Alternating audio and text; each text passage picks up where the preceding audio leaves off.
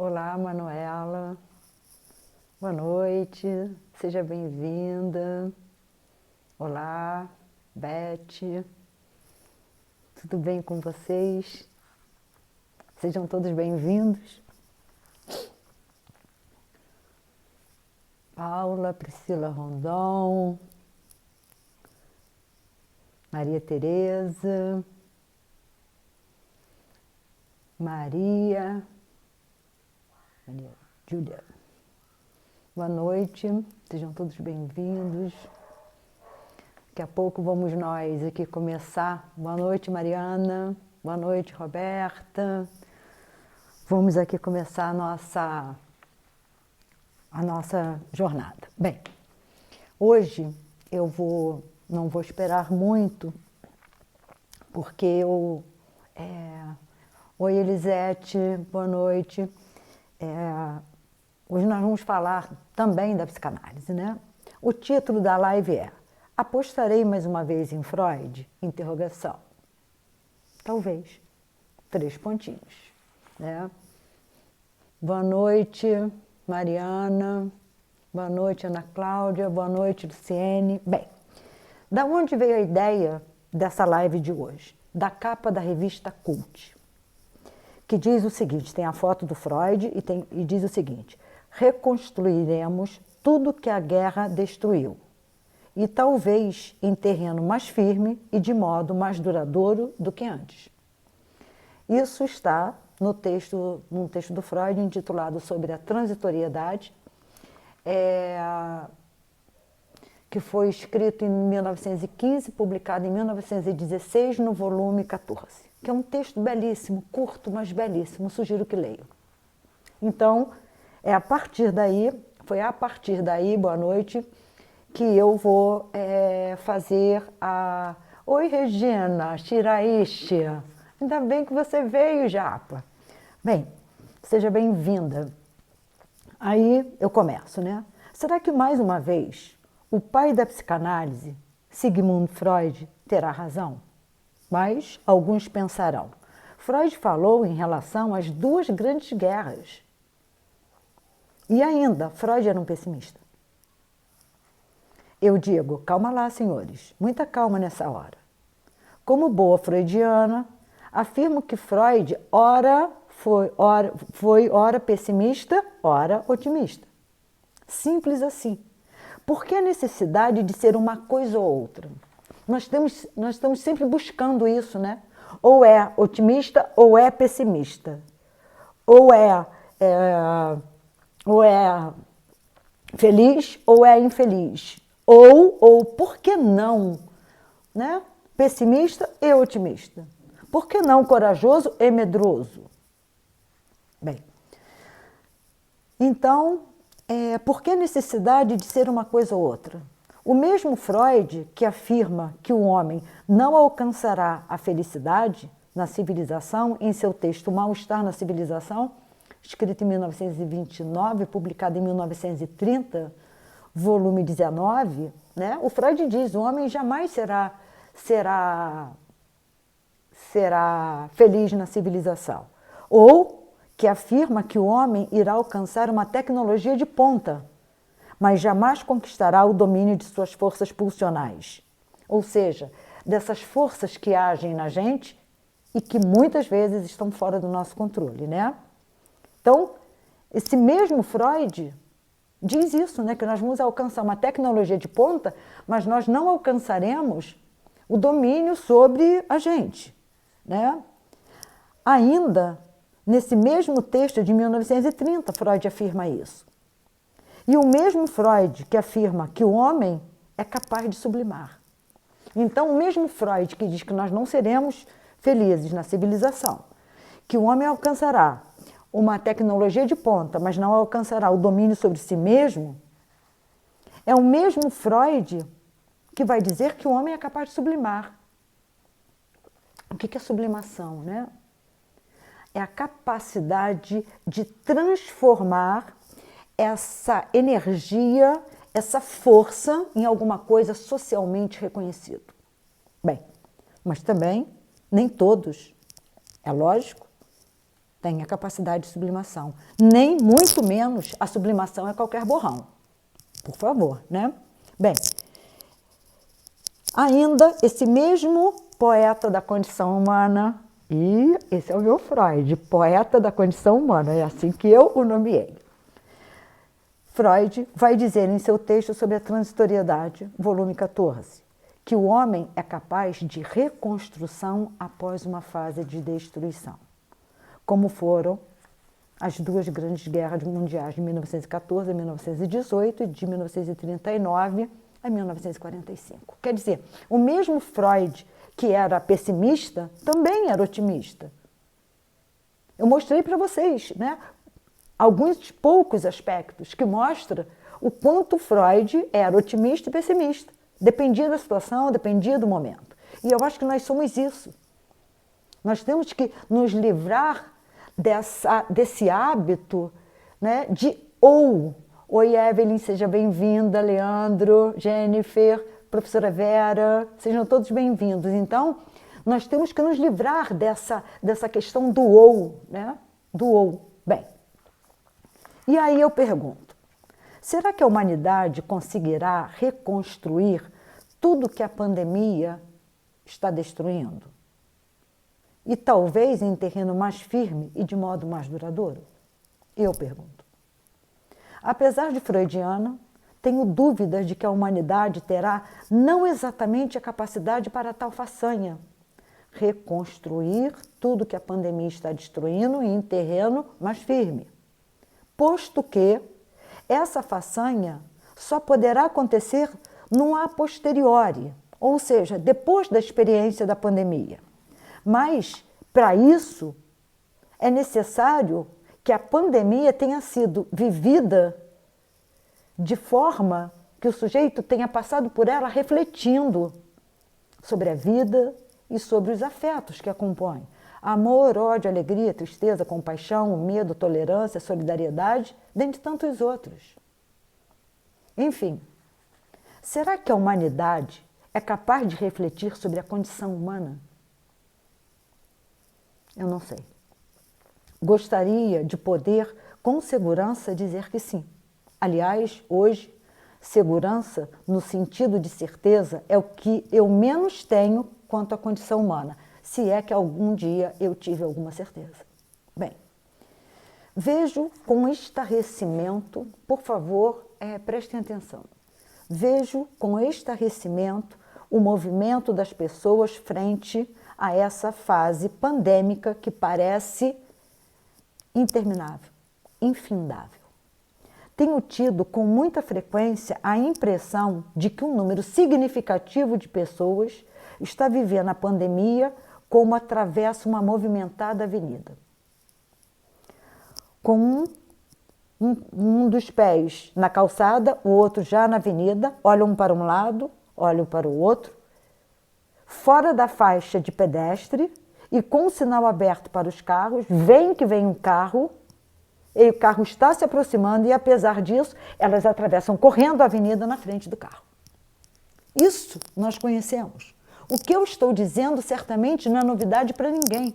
É assim que as pessoas atravessam ruas, avenidas movimentadas. Fora da faixa, com o sinal aberto para os carros, vindo o carro e elas atravessam correndo na frente do carro. E eu penso, Virgínia Ferreira, que é desse mesmo jeito que as pessoas estão vivendo a pandemia. Não sei se essa atitude pode se configurar como um certo descaso pela vida ou com um certo sentimento de superioridade. Do tipo, vai dar certo, nada vai acontecer, relaxa. As pessoas têm, né, essa certeza de que nada vai acontecer. Se elas não tivessem essa certeza, a AIDS não teria se proliferado do jeito que foi. O contágio na pandemia teria sido menor. Então, na realidade, as pessoas, elas vivem como se elas estivessem atravessando uma avenida. Bem, por outro lado, semana passada, me virando entre atendimentos psicanalíticos presenciais, aulas, orientações de TCC, supervisões clínicas clínicas, acompanhamento de tese, dentre outras atividades, e assistir o 46º Encontros Nietzsche, intitulado Nietzsche, Intérpretes e Interpretações, que aconteceu do dia 19 ao dia 21, de segunda a sexta, foi de segunda a sexta, com mesas extremamente instigantes, interessantes, reflexivas, enfim, brilhantes, que eu destacaria aqui algumas. A professora Scarlett Mardon, ela é da USP, ela foi quem inaugurou, quem criou o Grupo GEM, e ela fez uma fala, iniciando, né, intitulada Claustros vão se fazer outra vez necessários. Muito boa a fala dela, muito boa. Teve um outro, do Mário José Dias, Nietzsche e Arendt, um diálogo sobre educação e política, que ele foi do amor fati em Nietzsche ao amor mundi em Arendt. Extremamente muito bom. E aí me fez comprar, né, um livro sobre Arendt, que eu fui procurar, obviamente, entre o passado e o futuro dela, né? Ainda não recebi, mas já comprei. E aí tem outros, né, que estão no texto, mas aqui eu vou destacar apenas alguns. O André Martins, da UFRJ, muito excelente. O cara tem uma pegada muito boa. Reflexões sobre o sentimento trágico, o prazer e a dor. Tudo em Nietzsche. Foi muito boa a fala dele. Aí teve o Tito Marques Palmeira, que ele foi Pensamentos, Cores e Canções, que ele fala sobre o corpo, que foi boa, mas não foi tão boa quanto do André Martins. Teve a Maria Cristina Franco Ferraz, da UFRJ, Nietzsche, intérprete de nosso tempo. Ela falou sobre alegria, alegria trágica, alegria clandestina, mestre de primeira grandeza, absolutamente fantástica. Fantástica. Nossa, fantástica, né? Aí houve outros que estão aqui no texto e eu vou passar, porque o evento foi um evento internacional. Então, nós tivemos pessoas do México, pessoas da Argentina, a italiana, enfim. Então, teve uma italiana chamada Maria Cristina Fornari, italiana. Muito boa a fala dela, muito boa. Sobre a utilidade e a desvantagem da filosofia de Nietzsche para a vida. Né? Muito interessante, muito interessante. E no que ela falava, a palestra foi em italiano, né? Para aqueles que não falam italiano foi complicado. E eu me lembrei muito de uma amiga italiana chamada Tina Vinci d'Aquino, quer dizer, Concetina Vinci d'Aquino. Quando eu vim para Petrópolis, foi a primeira pessoa que eu conheci, ela tinha vindo para o Brasil com 30 anos, e ela morava no mesmo andar e no mesmo prédio que eu morava. E eu fazia aulas de italiano com ela, quer dizer, eu falo e leio bem italiano, graças a ela, que eu fiz uma imersão no italiano durante alguns anos e falo dialeto napolitano. E assim que ela começou a me dar aula, né, de italiano, foi muito interessante, eu fui para a Itália, bem no iníciozinho das aulas. Aí eu toda feliz, né, cheguei na Itália, liguei para ela, aí ela atendeu, liguei para a casa dela, ela atendeu, eu falei, tchau, Tina.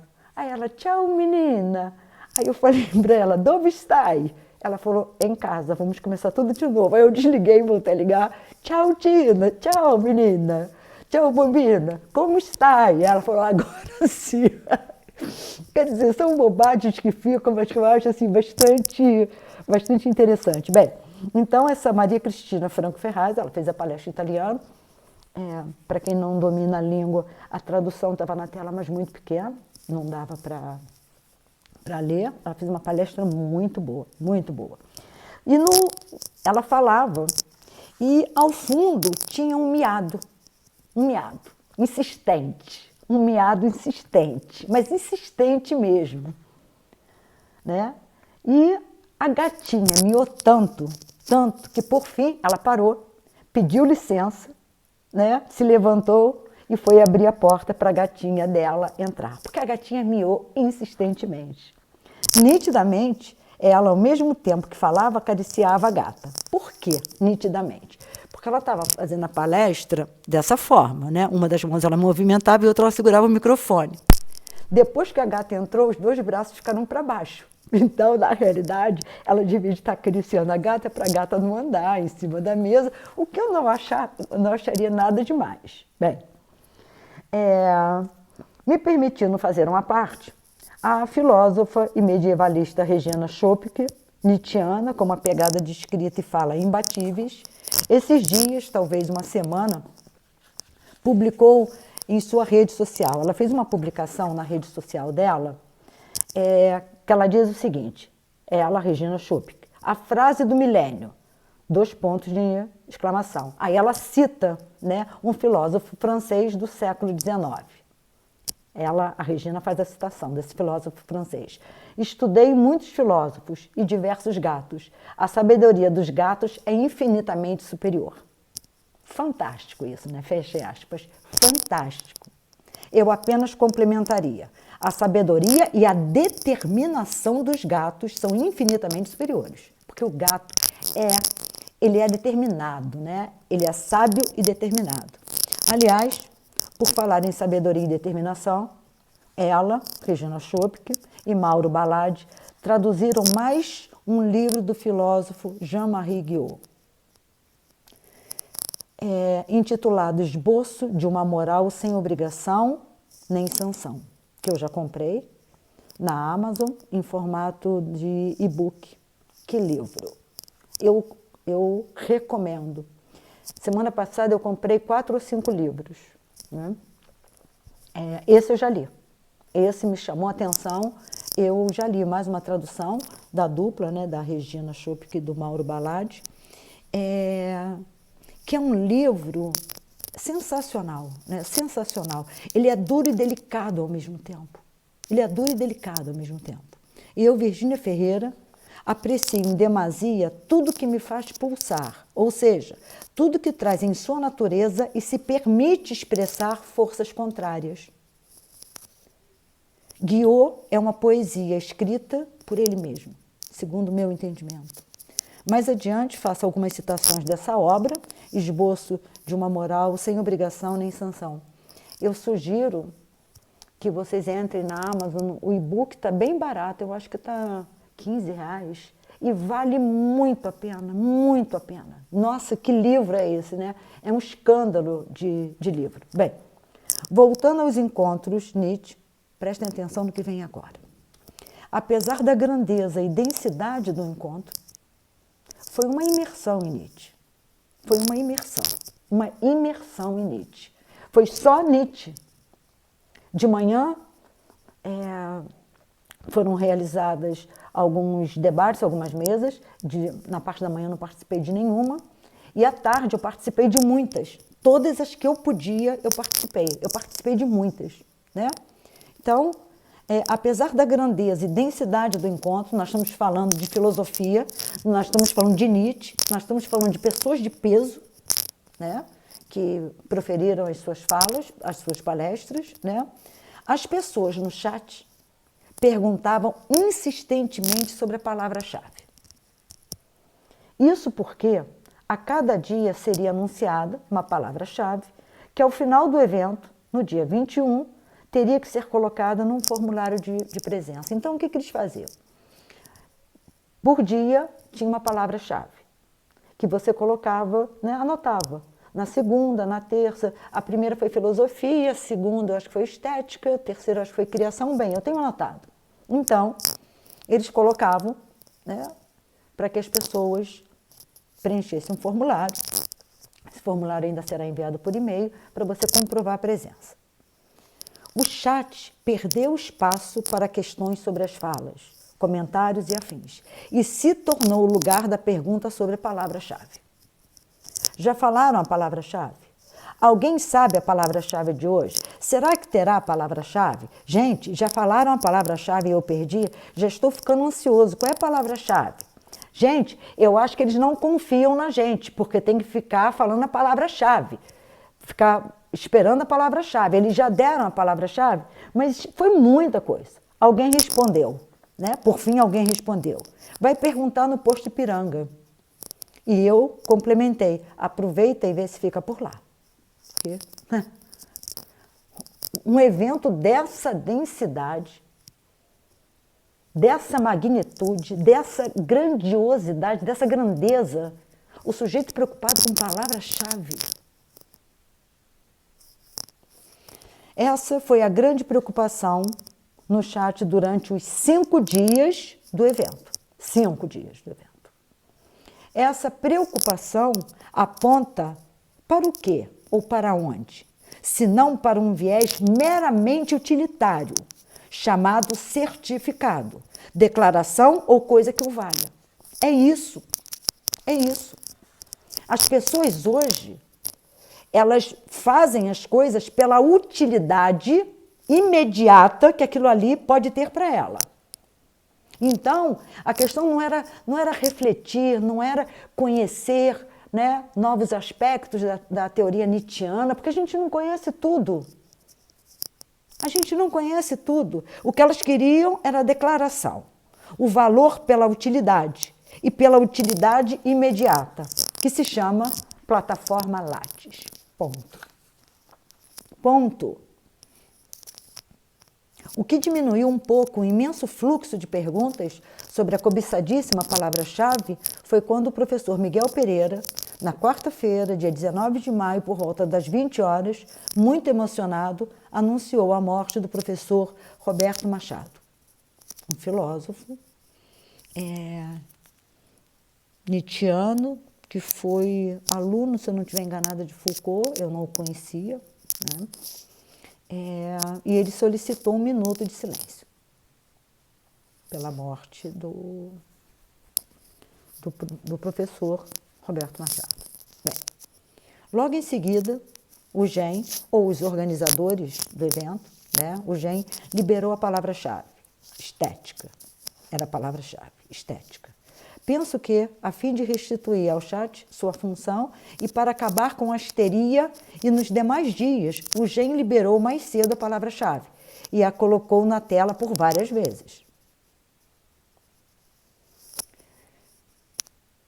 Eu fico me perguntando por que as pessoas fazem isso?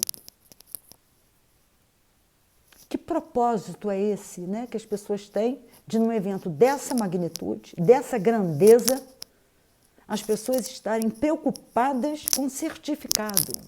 Certificado. Para colocar no Lattes. Bom, enriquecer o Lattes, enriquecer, né, o seu currículo. Não que o certificado não seja importante, é óbvio que é, mas comparativamente, as reflexões, os questionamentos, o que tudo ali estava acontecendo era muito mais importante do que um mero certificado. Bem, o escritor e ensaísta e filósofo parisiense, Voltaire, né, nasceu no século XVII, morreu no século XVIII, né, é que sabe, ele é que sabe. É difícil libertar os tolos das amarras que eles veneram. Isso quer dizer muito. Isso quer dizer muito. Associem e relacionem essa frase a essas pessoas que atravessam a avenida na frente dos carros, a essas pessoas que estão num encontro desse peso internacional atrás de certificado. Bem, então, Voltaire diz, é difícil libertar os tolos das amarras que eles veneram. Um dia, não lembro bem exatamente em que situação, não sei se foi em alguma fala, quer dizer, evento ou live, né? Ou se em algum texto, né? A filósofa e medievalista Regina Schopp diz, não são as palavras que são duras, mas a verdade que elas revelam. Então, quando Voltaire diz, é difícil libertar os tolos das amarras que eles veneram, não são as palavras do Voltaire que são duras. É a verdade que essas palavras revelam. Basta que a gente olhe para o lado. Bem, então, eu fiz até agora uma brincadeira que eu vou falar para vocês, né? Voltaire e Schopp, que dobradinha é essa, né? Se fosse um jogo de vôlei, num match point, né? Guiot saca, a bola volta de graça. Camus faz a recepção, passa para Nietzsche, Nietzsche salta, ergue os braços como quem vai cortar, a defesa do outro time pula na rede com os braços erguidos, mas Nietzsche não corta. Passa para Voltaire, Voltaire levanta e Schopenhauer solta, sobe, solta o braço. Mas que cortada foi essa? Fim de jogo. Aí vocês vão dizer assim, ué, mas no time de vôlei tem 6, você só citou 5. É porque Goethe estava sentado no banco de reserva preocupado com os sofrimentos de Werther. Muito boba, né? Bem, fim de jogo, né? Eles ganharam, obviamente. E vocês perguntariam, e Freud? Não está nesse jogo? Eu diria, Freud está sentado ao lado do seu cachorro, seu fiel companheiro, né? Fumando seu charuto, assistindo o jogo e pensando. É assim que se faz com a defesa. Não se luta contra ela, se engana ela, a defesa, ao mesmo tempo em que ela vai para um lado, você vai para o outro. E assim pega o sujeito de surpresa com uma cortada. Em outras palavras, com uma pontuação curta, forte e certeira. Bem, retomando a obsessão pela busca da palavra-chave, dessa condição de vida utilitarista, faço das palavras de Spinoza as minhas. Tenho evitado cuidadosamente rir-me dos atos humanos ou desprezá-los. O que tenho feito é tratar de entendê-los. E é isso que eu tenho feito. Mas, como isso é difícil, realizem psiquicamente, durante uma pandemia, que já dura em torno de 14 meses, ou um pouco mais, um evento de filosofia dessa magnitude, nietzschiano, gratuito, as pessoas se preocupando com palavra-chave, pelo amor daquilo que cada um dos senhores acredita. Até onde posso entender ou pensar a filosofia, ela caminha ou se faz no sentido de se constituir na contramão dessa obsessão utilitária, na contramão desse agir acrítico, na contramão dessa exigência ressentida.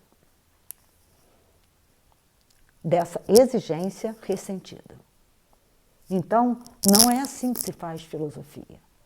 Não é assim que se aprende filosofia.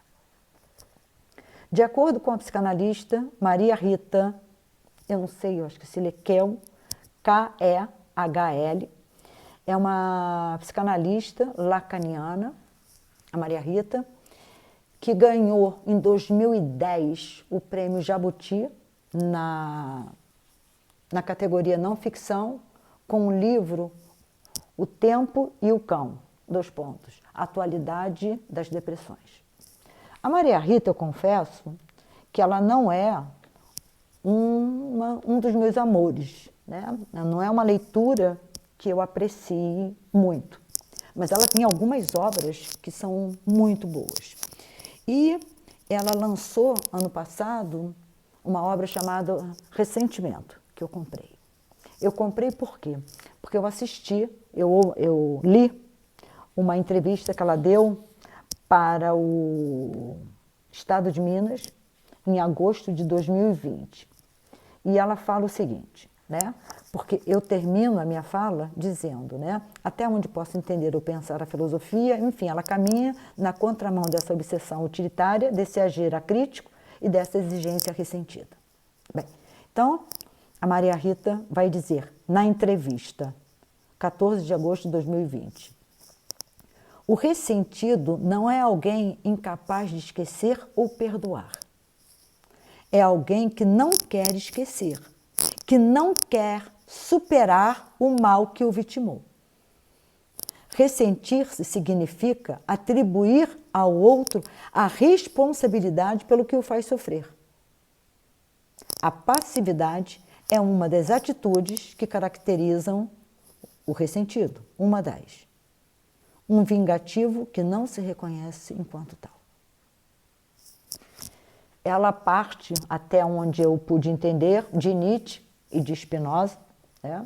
Freud, nas obras do Freud eu nunca vi escrito, nunca vi Freud falar sobre esse sentimento, né? Sobre esse afeto, Ressentimento, e ela lançou um livro sobre isso. Pela entrevista, eu gostei muito da entrevista, sobre aquilo que está na entrevista, eu achei bastante interessante, e aí eu comprei o livro, né?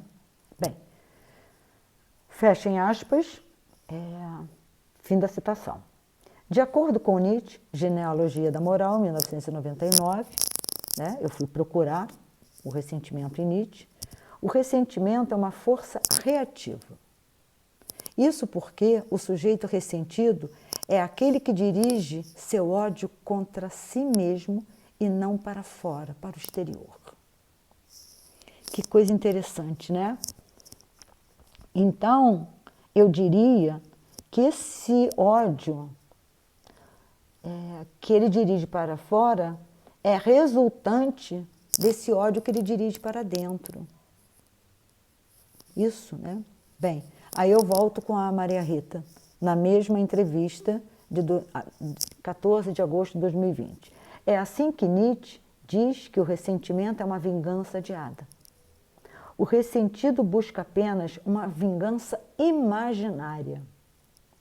E talvez o ressentido seja capturado por algo que Freud chama de a covardia moral do neurótico. Está tudo muito interligado, né?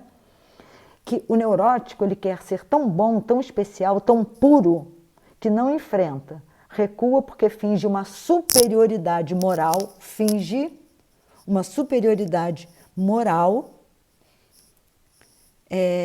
mas não perdoa.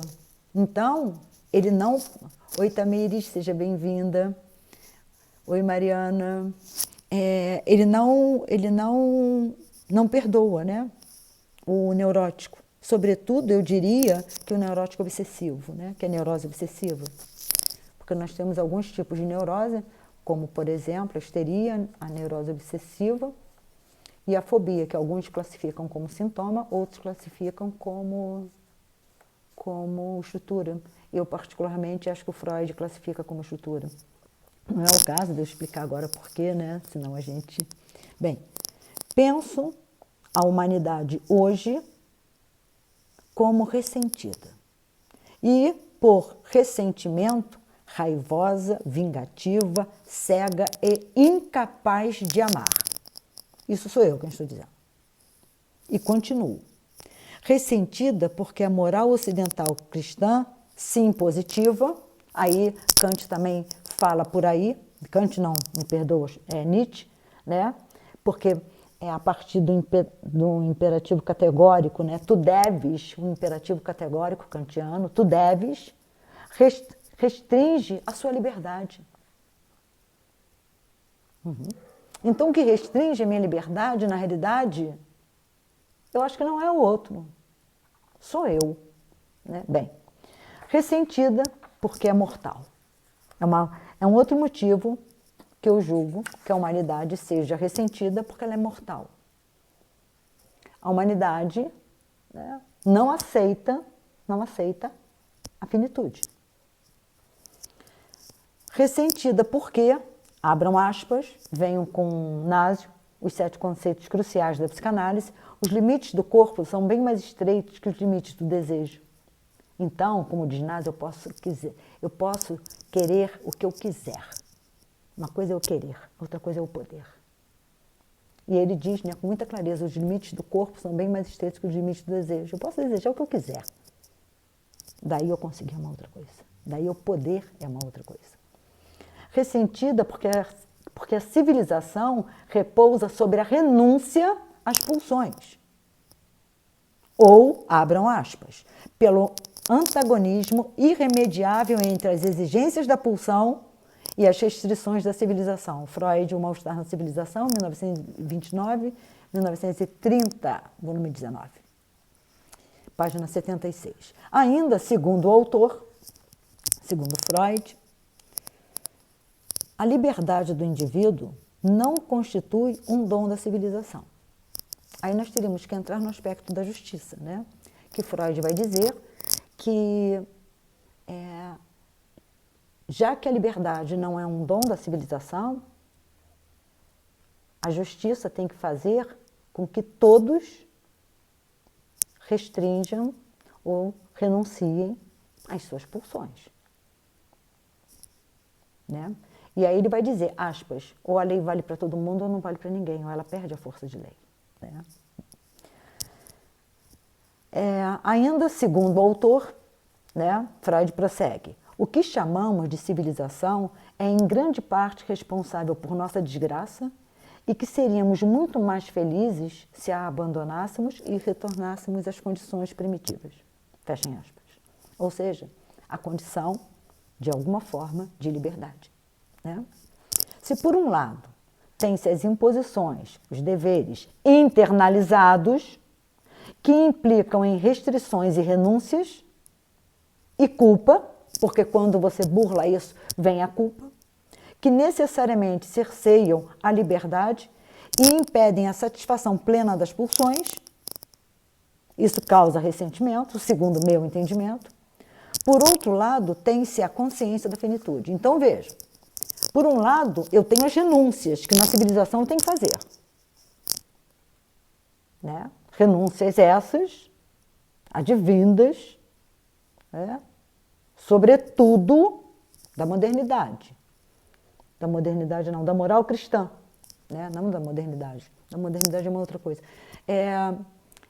Vem da moral cristã. Então, quando você tem essa moral, né, ocidental, cristã, internalizada, nós temos que renunciar às pulsões, às exigências de satisfação imediata. Nós temos que dar um outro destino a elas.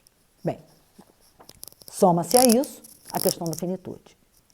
São dois saberes, renúncia e finitude, que, uma vez conhecidas, tanto a renúncia, você sabe que você tem que renunciar, porque os valores morais ocidentais cristãos já te foram apresentados, e você sabe da finitude.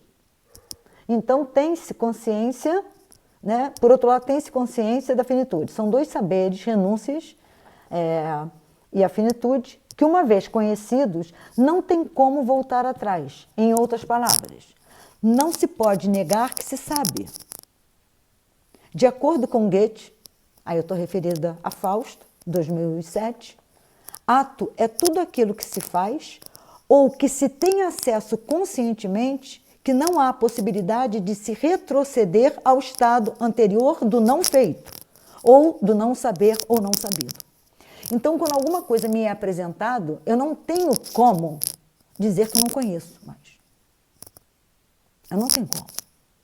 Daí aparece o filósofo e poeta Jean-Marie Guiot, um filósofo extraordinário que morreu muito novo, ele morreu com 34 anos, né, de tuberculose, numa obra fantástica, como dito anteriormente, traduzida pela filósofa e medievalista Regina Schopke e Mauro Baladi, né, Esboço de uma Moral Sem Obrigação Nem Sanção, 2019, versão no e-book, e diz o seguinte, referido à eternidade da morte.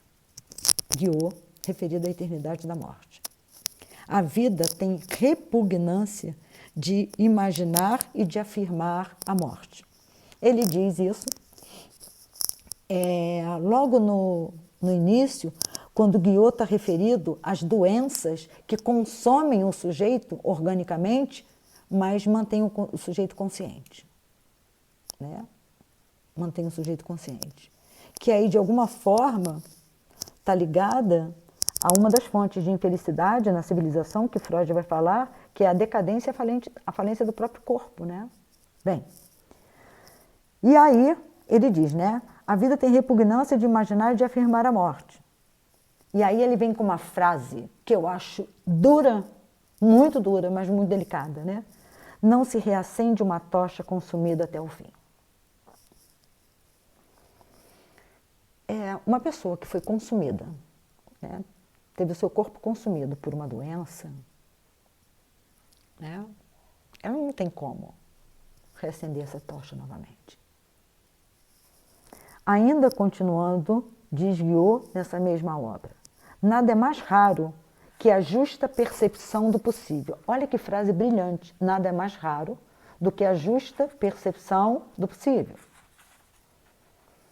Eu não sei quem disse, eu só acho que foi Nietzsche, mas eu não tenho certeza. O homem é o único animal que promete. E, Virgínia, o que isso tem a ver com nada mais raro que a justa percepção do possível? Né? Porque o homem vive de promessas. Que ele mesmo faz, que os outros fazem, ele vive de promessas. Eu só complementaria essa frase, né? O homem é o único animal que vive de promessas, né? Essa frase, que eu acho que é do Nietzsche, não tenho certeza. Eu complementaria, e que se ilude, que promete e se ilude. Por isso é tão raro a justa percepção do possível. Bem, e aí segue Guiot. Pode-se lutar contra a Terra que nos arrasta em torno do Sol? Olha como ele é contundente, né? Como ele é duro. Né? Como ele é duro. Eu perguntaria, quantos têm noção desse arrasto? Que a Terra nos arrasta em torno do Sol. É como se a Terra estivesse girando em torno do Sol e o sujeito fora desse movimento. Afinal, alguns acreditam na existência apenas de tudo aquilo que pode ser capturado pelos sentidos, ou seja, que esteja dentro do seu campo, né? Ou seja, só acreditam naquilo que conhecem. E ainda, é como se o mundo fosse um e o sujeito fosse outro. É como se houvesse uma separação entre sujeito e mundo. É essa cisão, que ela tem muita marca na modernidade, né? Eu acho que talvez seja aí que ela começa, de fato. Nós temos aí que é interessante porque o homem, ele não se sente parte do mundo. Ele se sente à parte do mundo. Né? À parte. Então, é como se a Terra girasse em torno do Sol e ele simplesmente não tivesse, né, nem entendesse isso. Então, partindo dessas duas premissas e desses afetos, renúncias, restrições, finitude, renúncias e restrições, finitude, que a civilização, né, impõe essas restrições e essa finitude, tem-se que o ressentimento é um afeto resultante desses afetos contra quem o ser humano poderia conduzir ou expressar sua dor e sua vingança. Essa dor que o ser humano tem por essa limitação, pela finitude, por ele ter que renunciar, se ele não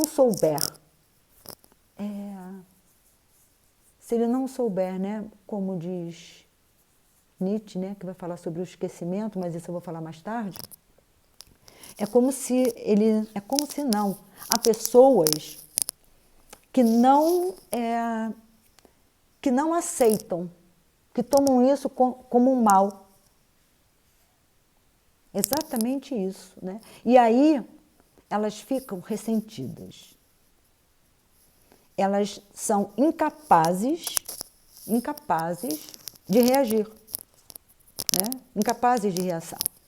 E aí elas se tornam vingativas, mas não se veem dessa forma. Mas elas vão se vingar contra quem? Isso é uma coisa muito séria. Bem, quanto ao ressentimento, advindo das imposições, deveres, renúncias, restrições e afins, Nietzsche, na Genealogia da Moral, 1999, propõe o esquecimento como um contraponto do ressentimento. O Nietzsche coloca o esquecimento como uma força que age contra o ressentimento, né? Vamos dizer dessa forma. Segundo o filósofo, é uma força ativa, transformadora da condição humana, porque através dele, do esquecimento, o esquecimento é essa força ativa, o ressentimento é uma força reativa, passiva, contrária ao esquecimento, né? o sujeito se desvincularia das forças reativas, que uma delas é o ressentimento, né, que comprometem sua liberdade. O ressentimento compromete a liberdade do sujeito, sendo uma delas o ressentimento, e posto isso, abriria espaço para o sujeito criar seus próprios valores, hierarquizá-los e, a partir daí, interpretar o mundo. Então, o Nietzsche vai dizer, é o esquecimento. Esquecimento do quê? Dessa moral ocidental cristã, né? E, a partir desse esquecimento, o sujeito poderia criar os seus próprios valores, né? Aí eu pergunto, Virgínia Ferreira, mas como esse esquecimento se daria? Seria ele, o esquecimento, o suficiente para libertar o homem? Ou ele, o homem, estaria fadado a transitar entre a neblina e a paisagem, como diria Harold Bloom, no livro chamado A Angústia da Influência, 2002.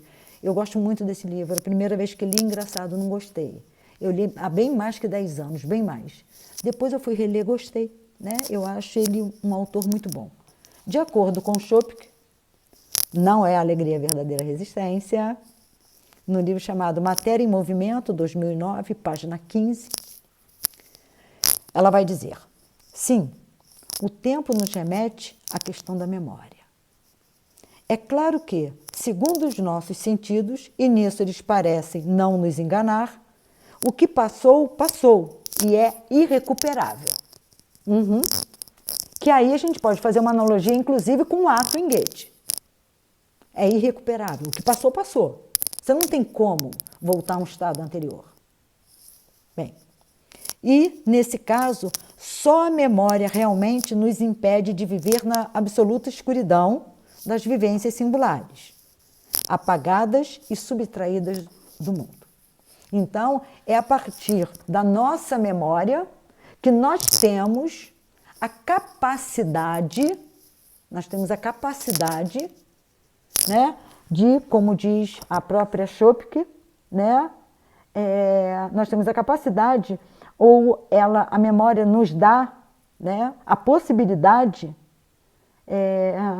de viver na escuridão absoluta das vivências singulares, apagadas ou subtraídas do mundo. Uma pessoa que já morreu, por exemplo. Um animal seu que já morreu. Enfim. Né? Bem, volta então à questão. Virgínia Ferreira. Como se daria esse esquecimento? Seria através de um desinvestimento das ideias, dos deveres que cerceiam a liberdade? Interrogação. Se assim for ou não for, para tudo aquilo que o sujeito tenha que abrir mão ou renunciar, terá que ser realizado um trabalho de luto. Simples assim. Aí eu estou em Freud.